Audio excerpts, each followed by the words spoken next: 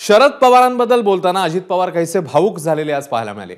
राष्ट्रवादीच्या वर्धापन दिन मेळाव्यामध्ये अजित पवार बोलत होते त्यावेळी राष्ट्रवादीच्या वाटचालीत शरद पवारांचं मोठं योगदान आहे असं अजित पवार म्हणाले।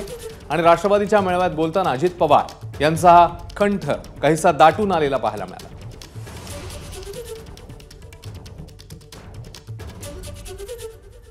आज 25 वर्ष पूर्ण होत असताना मित्रहो, या प्रदीर्घ वाटचालीमध्ये काँग्रेस पक्ष, राष्ट्रवादी काँग्रेस पक्षाने काही महत्त्वपूर्ण नेते आज आपल्या सोबत नाहीयेत।